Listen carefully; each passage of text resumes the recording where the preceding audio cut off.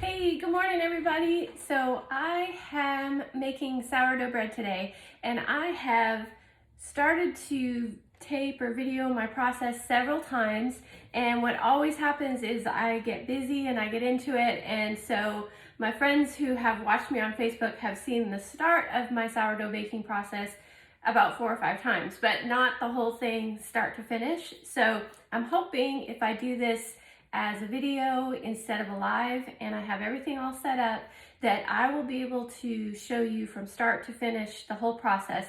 And when you're doing sourdough, because of the time it takes to do the autolyse, well, first feed your starter, the autolyse time, the bulk rise time, and then the proofing. There's just no way to show this in person because the overall process is probably 24 to 36 hours, and everybody's starter, everybody's dough is all going to proof and rise at different times and at different rates, because it has to do with your flour, it has to do with your water, it has to do with the temperature of your kitchen, it has to do with how well you did your stretch and fold. So there's a lot of different variables. So what I'm hoping to do is to show you exactly what I do. I'm going to try my best to show you some close-ups so that because so much of sourdough baking is actually getting a feel, like being able to look at your starter or being able to look at your dough and get a feel for when it's ready, because there, like I said, there's no prescribed set times where you'd be able to say, okay, after this amount of time it's definitely ready for this next step. That just doesn't exist.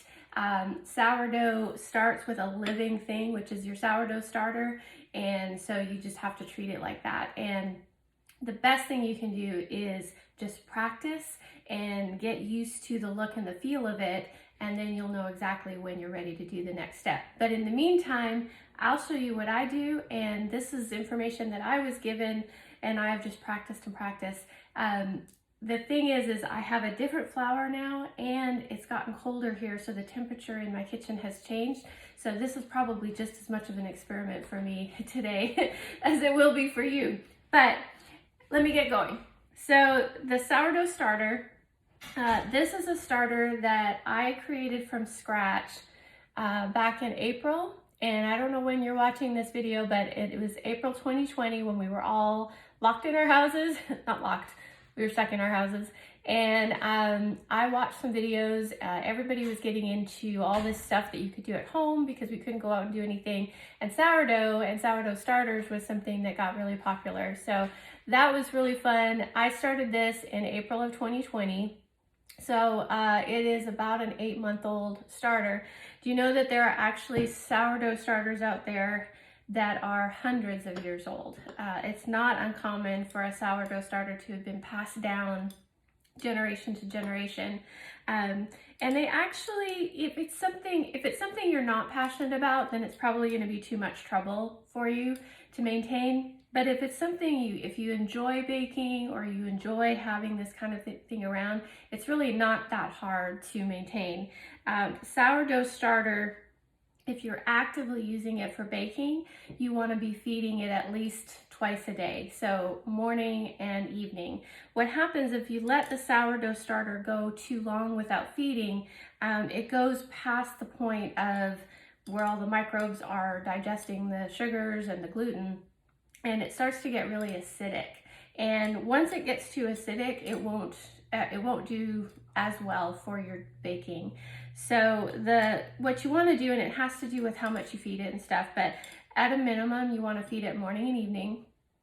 Now, if you're not baking regularly, or if morning and evening sounds like a lot of work, and in my experience, a lot of flour, then what you can do is you can actually, like I'm usually done baking, I can't bake during the week, I don't have time, but usually by Sunday I know that I'm done baking, so I'll give it a really good feed, and you can actually put it in the fridge all week and not have to feed it, because the fridge will slow it down just enough that feeding will last all week. And then what I usually do, because you do want to feed your starter a couple of times before you use it for actual baking, is I'll try to take it out like Thursday evening and feed it at least a couple of times on Friday, and then Saturday morning I'm ready to feed it for baking, because you do want to feed it so that it's at its maximum activity right before you bake.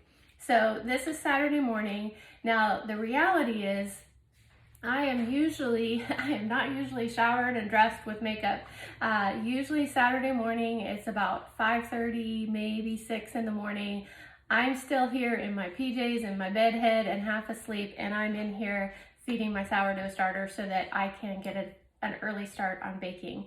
But I knew I wanted to do this morning, and I didn't want to subject you to that. So it's a little bit later.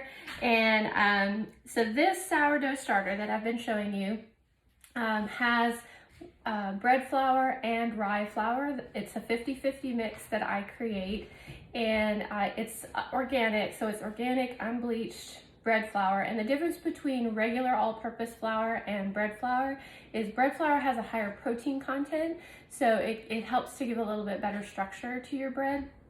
And just keep in mind, all of this information that I'm sharing is just stuff that I've learned or listened to or picked up on videos. So I am not an expert by any means, and I may even be getting some of it wrong.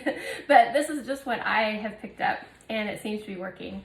So I do a 50-50 of bread flour and rye flour. This was fed last night, and I have noticed that the more different types of flours will hold up better. Like some flours, if I fed this last night, it would have risen to this point, and by the morning it's already sunk down to here.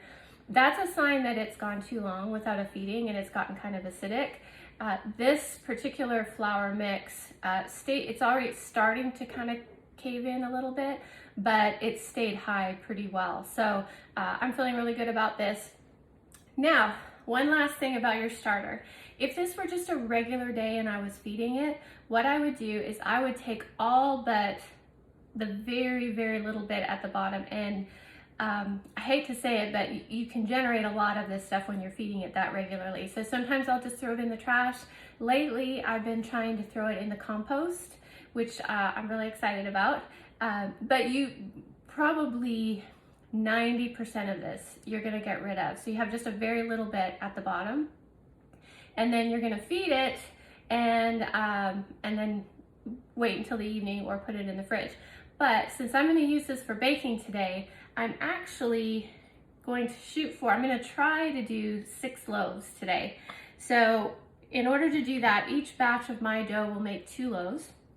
So what I want to do is I'm actually going to split this starter up into 3 different batches. So each one of these will make one set of dough or 2 loaves.